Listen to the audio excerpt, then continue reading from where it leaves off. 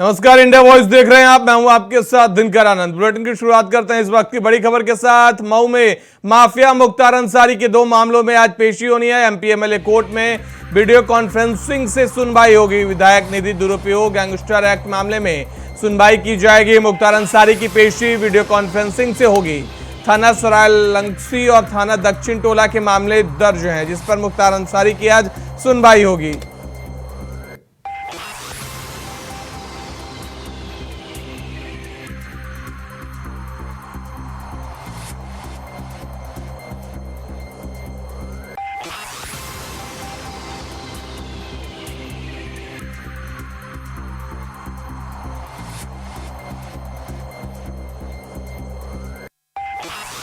तो मामलों में आज पेशी होगी। आपको बता दें, वीडियो कॉन्फ्रेंसिंग के जरिए पेशी करवाई जाएगी। एमपी एमएलए कोर्ट में पेशी होगी। आपको बता दें कि माफिया मुख्तार अंसारी पर 2 मामलों में आज सुनवाई होगी।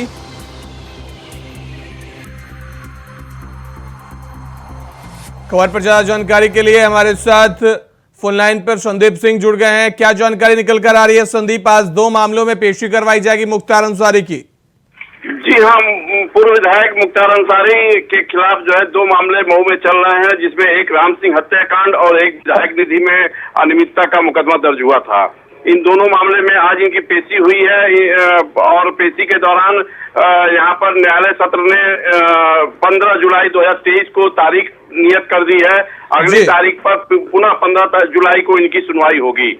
मामला यह है कि वर्ष 30 अगस्त 2009 में बहुचर्चित ठेकेदार मन्ना सिंह हत्याकांड हुआ था।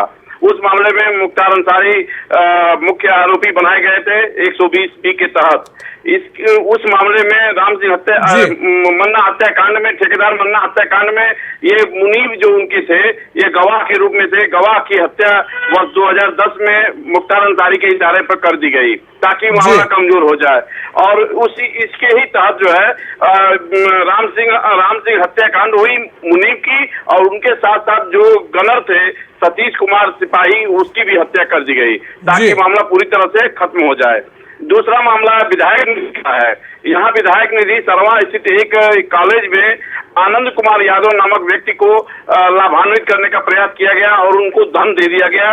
अनियमित तरीके से अनियमित तरीके से विधायक निधि जो है स्कूल को दी गई, जिसकी जांच कराई गई तो कहीं भी उस पैसे का सदुपयोग नहीं हुआ है, बल्कि पैसा का बंदरबांट कर दिया गया, भ्रष्टाचार किया गया। इस मामले में भी उनके ऊपर कार्रवाई की गई है और जो प्रबंधक ने, आरोपी प्रबंधक जो लिए थे धनराशि, उनके खिलाफ भी जो है गैंगस्टर एक्ट की कार्रवाई की गई है।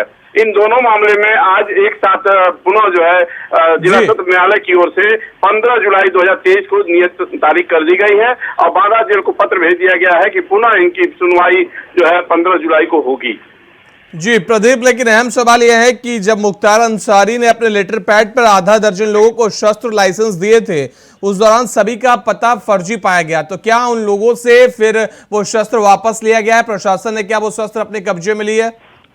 जी हाँ, कुछ असलहे लिए गए और कुछ लोग असलहे नहीं ले पाई पुलिस, जिनका नाम पता अज्ञात ही रह गया और पुलिस उन्हें ढूंढती रह गई, लेकिन कहीं सुराग नहीं लगा।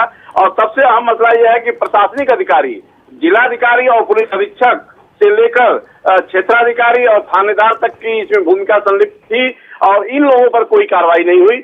ऐसा माना जा रहा है कि जो है मोड़ पर ऐसा माना जा रहा है कि इन लोगों के खिलाफ जो है अभी जांच की प्रक्रिया चल रही है और लगता ऐसा है कि निकट समय में प्रशासनिक स्तर पर योगी सरकार इनके ऊपर भी गाज गिराएगी। जी, तो दूसरे मामला जो है जिसमें वैजनाथ महाविद्यालय के प्रबंधक को विधायक निधि से फंड दिया गया था, तो क्या उनके खिलाफ भी कोई कार्रवाई की गई है? वैजनाथ विद्यालय के जो कॉलेज के प्रबंधक हैं, उनके खिलाफ गैंगस्टर एक्ट की कार्रवाई की गई है और उनको जेल भेज दिया गया है। जी बहुत बहुत धन्यवाद प्रदीप हमारे साथ जुड़ने के लिए और ज्यादा जानकारी देने के लिए। वक्त तो चला एक छोटे से ब्रेक का। ब्रेक के उस पार भी खबरें लगातार जारी है। ब्रेक के बाद एक बार फिर से आपका स्वागत है। बढ़ते अगली खबर की ओर। उत्तर प्रदेश के अलीगढ़ के थाना कवारसी में नगर निगम की पूर्व ब्रांड एम्बेसडर और एक मॉडल ने समाजवादी पार्टी के नेता के खिलाफ रेप की धाराओं में मुकदमा दर्ज कराया है। अपनी शिकायत में मॉडल ने बताया है कि समाजवादी पार्टी लोहिया वाहिनी के पूर्व महानगर अध्यक्ष कौशल दिवाकर के साथ फेसबुक के जरिए संपर्क हुआ था, जिसके बाद व्हाट्सएप पर बातें शुरू हुई। वक्त के साथ आरोपी ने नजदीकियां बढ़ाई और 20 अप्रैल 2022 की शाम को अपनी सफारी कार में बिठाकर कोल्ड ड्रिंक पिलाई। शिकायतकर्ता मॉडल के अनुसार कोल्ड ड्रिंक पीने के बाद उसे होश नहीं रहा और इसी दौरान उसके साथ उसकी बिना मर्जी और सहमति के रेप की घटना को अंजाम दिया गया। तो अलीगढ़ की घटना आपके साथ साझा कर रहे हैं, जहां समाजवादी पार्टी के नेता पर रेप का आरोप लगा है, मॉडल से रेप का आरोप लगा है। आपको बता दें 1 साल बाद मॉडल ने मुकदमा दर्ज कराया। दुष्कर्म के बाद मुकदमा दर्ज किया गया। मामले को लेकर मॉडल ने बताया कि फेसबुक के जरिए समाजवादी पार्टी के नेता से मुलाकात हुई थी, जिसके बाद दोस्ती हुई। उसके बाद मॉडल और समाजवादी पार्टी के नेता एक साथ मिले। सफारी गाड़ी में दोनों ने एक साथ बैठकर कोल्ड ड्रिंक पिया। कोल्ड ड्रिंक में नशीला पदार्थ मिलाया था, ऐसा आरोप मॉडल ने समाजवादी पार्टी के नेता के ऊपर लगाया है।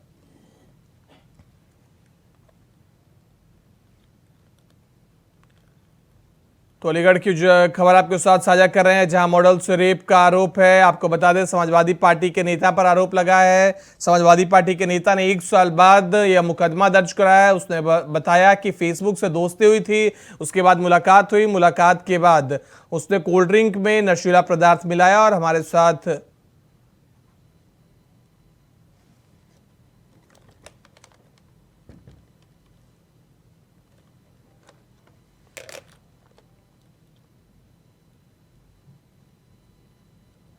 खबर पर ज्यादा जानकारी के लिए हमारे संवाददाता प्रदीप पुंडीर हमारे साथ जुड़ गए हैं। प्रदीप, क्या जानकारी निकलकर सामने आ रही है? पूरा मामला क्या है और आखिर 1 साल बाद मॉडल ने मुकदमा क्यों दर्ज करवाया है? देखिए दिनकर, मैं आपको पूरी घटना बताता हूँ कि जो ये मॉडल है और ये जो समाजवादी पार्टी के जो लोहिया वाहिनी के महानगर अध्यक्ष हैं कौशल दिवाकर, इनकी फेसबुक के जरिए 1 साल पहले दोस्ती हुई थी। दोस्ती के बाद में इनका मिलना जुलना शुरू हुआ। मिलने जुलने के बाद में ऐसा मॉडल का आरोप है कि उन्होंने एक सफारी गाड़ी के अंदर मुझे घुमाने के लिए ले गए, जहाँ पर मुझे नशीला कोई दवा दी, जिससे मैं बेहोश हो गई। उसके बाद में मेरा वीडियो बना लिया और वीडियो दिखाकर मुझे ब्लैकमेल करते हैं, लगातार मेरा शोषण करते रही। वहीं पूरे घटनाक्रम को लेकर जो समाजवादी पार्टी के नेता हैं वो अगले काफी करीबी बताए जाते हैं। उनका इस बारे में कहना है कि मॉडल ने उनसे 10 लाख रुपए की डिमांड दी थी, जो उन्होंने 1 साल पहले उनको दिए थे। 2 लाख रुपए फोन पे के जरिए 8 लाख रुपए कैश दिया था, जो मैं जब वापस मांगे थे तो उसके बाद में मॉडल ने उनको धमकी दी थी 1 महीने पहले कि अगर तुमने दोबारा फोन किया, कुछ बातचीत की, पैसे मांगे तो आपके खिलाफ मुकदमा दर्ज कराया जाएगा। पूरा घटना हो, लेकिन ये पूरा घटना सामने निकल गया है। वहीं पुलिस ने मॉडल के बयानों के आधार पर कौशल के खिलाफ मुकदमा लिख लिया है और उसकी गिरफ्तारी हो सकती है। जी, लेकिन अहम सवाल यह है कि आखिर 1 साल बाद मॉडल ने आरोप लगाया और मुकदमा दर्ज कराया है। अभी ताजा जानकारी क्या निकल कर आ रही है? क्या अभी समाजवादी पार्टी लोहिया के जो नेता हैं वो अलीगढ़ में हैं या वहां से फरार हो चुके हैं, कहीं बाहर है? देखिए, हमने पूरे मामले की सच्चाई जानने के लिए जो मॉडल है उनको फोन लगाया था, लेकिन उनका फोन उठ नहीं पाया। वहीं हमने जब जो समाजवादी पार्टी के नेता हैं कौशल दिवाकर, उनसे बातचीत की तो उन्होंने साफ तौर पर कहा कि जो है ये मुकदमा जो है फर्जी लगाया गया है। जब पैसे की वापस मांगे तब ये शिकायत की जो घटना हुई है इसके बाद में। लेकिन कौशल दिवाकर जो है वो शहर में ही है और पुलिस उनकी गिरफ्तारी कभी नहीं कर सकती है। उनके खिलाफ मुकदमा दर्ज हो चुका है। जी, क्या इस पूरे मामले में समाजवादी पार्टी की तरफ से कोई बयान, कोई रिएक्शन निकलकर सामने आया है प्रदीप? देखिए, अभी तक तो समाजवादी पार्टी की तरफ से कोई बयान नहीं आया, लेकिन बीजेपी जरूर इस मामले में राजनीतिक रुचि नजर आ रही है। तो बीजेपी साफ तौर पर कहना है कि जैसे उनके जो संरक्षक जो नेता हैं उनके बयानों के आधार पर उनके जो छोटे जो जिलाध्यक्ष रहा है ये ऐसी हरकतें करते हैं और कहीं ना कहीं महिलाओं के जो आवाज आने वाली की बात करते हैं, कहीं ना कहीं महिलाओं की आवाज दबाई जाती है समाजवादी पार्टी के अंदर। जी, तो फिलहाल अभी मॉडल की क्या स्थिति है? मॉडल कहाँ है? मॉडल से आपकी संपर्क नहीं हो पाई, लेकिन ये मॉडल रहने वाली कहाँ की थी? और आखिर इतने बाद यह आरोप लगाना कहीं ना कहीं मॉडल को एक बेनिफिट ऑफ डाउट के तहत पुलिस को मुकदमा दर्ज करने पे मजबूर थोड़ी किया? बिल्कुल, पूरा मामला संदेह से नजर आ रहा है, क्योंकि मॉडल ने 1 साल इतना वेट किया, उसके बाद में मुकदमा दर्ज कराया। वहीं जो जिस तरह के बयानबाजी जो समाजवादी पार्टी के जो नेता हैं जिनका आरोप लगाया वो कह रहे हैं कि पूरा सा मामला वो पैसे को लेने को लेकर है, तो कहीं ना कहीं संदेह की स्थिति बन रही है। फिलहाल जो मॉडल है वो अलीगढ़ में नहीं है। बताया जाता है कि अभी मुंबई में है, लेकिन जो समाजवादी पार्टी के नेता है वो अलीगढ़ में मौजूद है। जी प्रदीप, इस पूरे मामले पे क्या मुकदमा दर्ज करवाने के बाद किसी प्रशासनिक अधिकारी का कोई बयान निकलकर सामने आया है? बिल्कुल, अभी तक कोई बयान नहीं आया, क्योंकि ये जो एफसीसी के अंदर साफ तौर पर कहना है कि मॉडल की शिकायत के आधार पर मुकदमा दर्ज कर लिया गया है। वहीं पुलिस इस पूरे मामले की जांच करेगी और जांच में जो भी तथ्य सामने आएगा उसके आधार पर कार्रवाई की जाएगी। जी मॉडल ने जो मुकदमा दर्ज करवाया है, तो कोई प्रूफ अपनी तरफ से पुलिस के सामने पेश किया कि क्या उनके साथ मेरी मुलाकात हुई, जैसा कि खबरों में निकलकर सामने आई है कि फेसबुक के थ्रू दोस्ती हुई, उसके बाद मुलाकात होती है, कोल्ड ड्रिंक में नशीला पदार्थ मिला दिया जाता है। बिल्कुल, क्योंकि ये जो जो मॉडल है उसने साफ तौर पर आरोप लगाया कि पहले फेसबुक के जरिए दोस्ती की, दोस्ती में उसे बुलाया गया, उसके बाद में नशीला पदार्थ दिया गया, जिसके बाद वो बेहोश हो गई, उसके वीडियो बनाए गए। हालांकि एसपीसीबी से हमने बातचीत की तो उन्होंने साफ तौर पर कहा कि इस तरीके से जो है अभी कोई प्रूफ नहीं दे पाया, लेकिन पुलिस इसको मामले की जांच करिए, वैसे वैसे तथ्य सामने आएंगे और उसके बाद जो उन्हीं के आधार पर आगे कार्रवाई की जाएगी। लेकिन फिलहाल मॉडल की बात को प्रायोरिटी देते हुए पुलिस ने मामला जो है दर्ज कर दिया और कौशल विभाग की गिरफ्तारी किसी भी समय हो सकती है।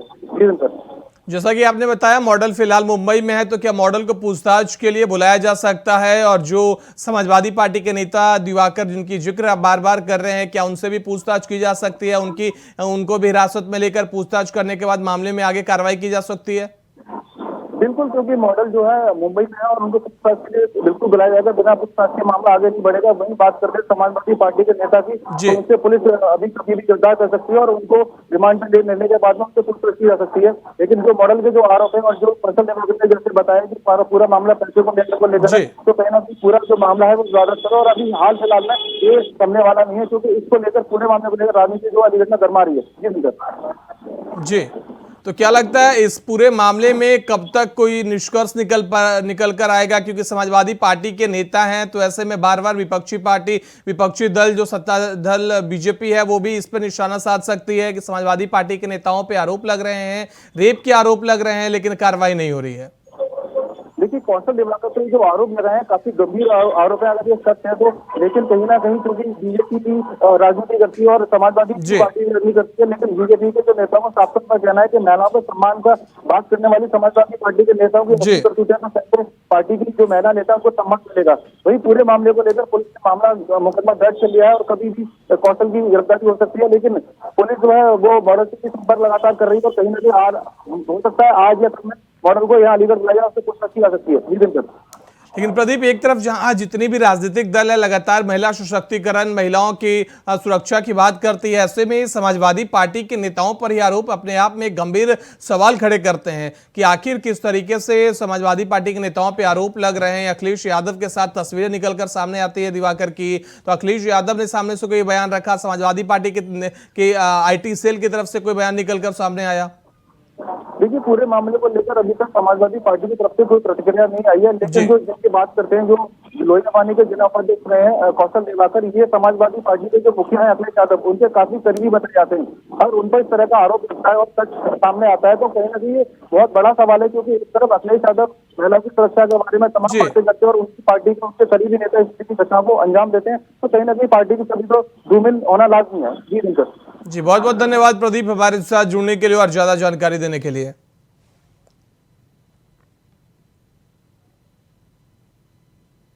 बिहार के उप मुख्यमंत्री तेजस्वी यादव ने विपक्ष की बैठक और आप संयोजक और दिल्ली के मुखिया अरविंद केजरीवाल पर जमकर निशाना साधा है। मुख्यमंत्री की उपस्थिति पर बोलते हुए उन्होंने कहा कि विपक्ष की बैठक में कश्मीर से कन्याकुमारी तक के नेता मौजूद थे। हमने फांसीवादी ताकतों के खिलाफ एकजुट रहने का फैसला किया। हम लोगों की मांग के अनुसार एकजुट हुए हैं। यह लोगों का चुनाव है, कोई नहीं है प्रशासन हूं, और बैठक फलदायी रही। पटना में इतनी बड़ी बैठक हुई, कश्मीर से लेकर कन्याकुमारी तक सभी बड़े नेता सब लोग उपस्थित रहे और एक मत हो करके फासिस्ट फोर्सेस के खिलाफ जो है गोलबंद होने का ऐलान किया और एक देश को दिशा दिखाने के लिए सब लोग एकजुट हुए। और ये कोई हम अपने हित के लिए या उनके हित के लिए नहीं, बल्कि जनता की मांग पर हम लोग एक कोई नाराजगी कहीं कुछ नहीं है। सारी बातें जो है स्पष्ट जो है हो चुकी है और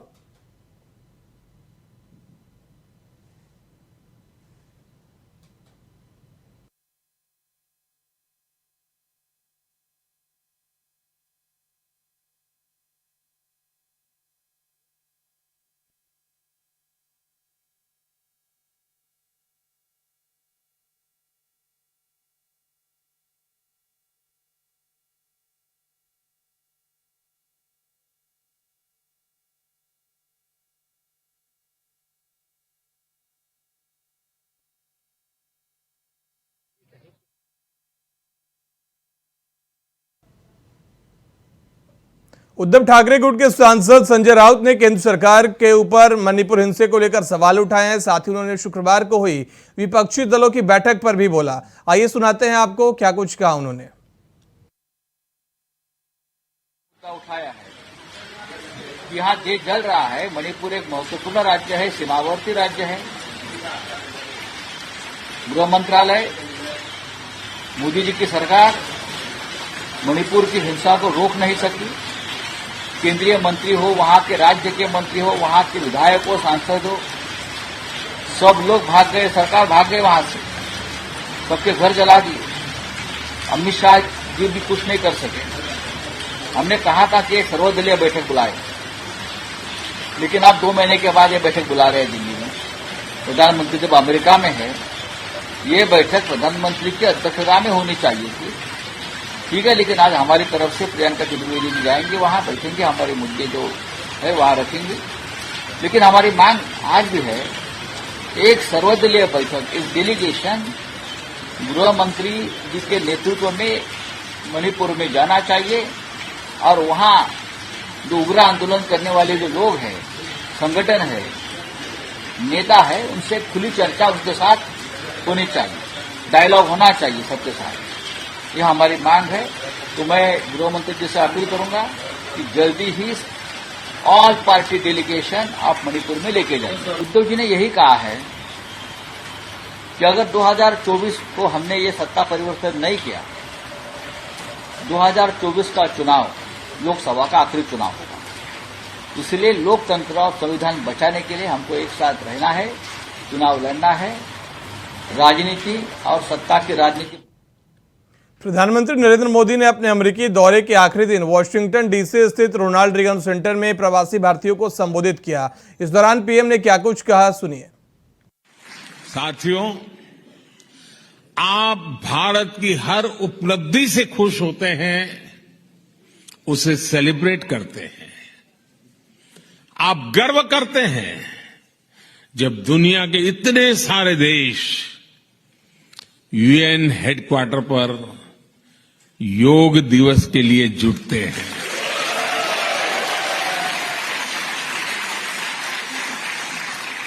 आप गर्व करते हैं जब यहां के सुपरमार्केट में मेड इन इंडिया प्रोडक्ट दिखता है। आप गर्व करते हैं जब भारत के टैलेंट को दुनिया की बड़ी बड़ी कंपनियों को नेतृत्व देते देखते हैं। और आप गर्व करते हैं जब नाटू नाटू की धुन पर पूरी दुनिया थिरकने लगती है।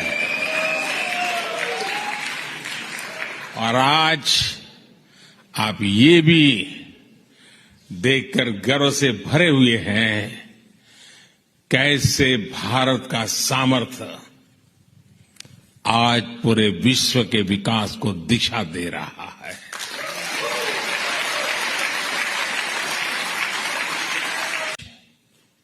मैं आपको 2 और बातें बताना भी चाहता हूं और जिनको सुनकर के आपको जरूर अच्छा लगेगा। पहली तो ये कि भारत में गूगल का एआई रिसर्च सेंटर 100 से ज्यादा भारतीय भाषाओं पर काम करेगा।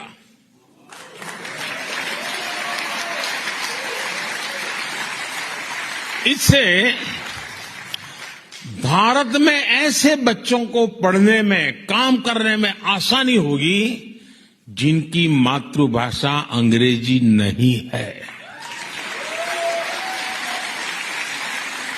और दूसरी ये कि भारत सरकार की मदद से यहां यूनिवर्सिटी ऑफ ह्यूस्टन में तमिल स्टडीज चेयर की स्थापना की जाएगी।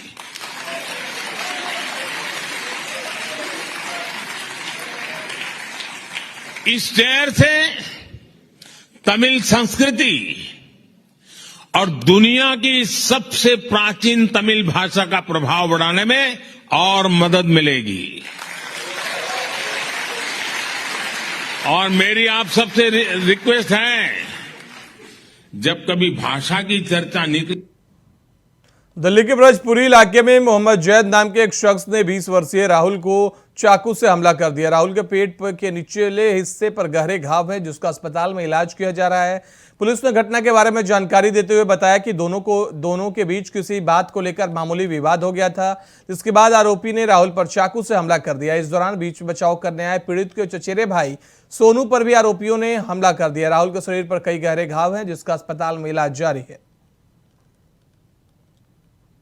तो ब्रजपुरी इलाके में चाकूबाजी की घटना हुई है, जांच जारी है। आरोपी की गिरफ्तारी कब होगी, इसको लेकर लगातार सवाल खड़े किए जा रहे हैं।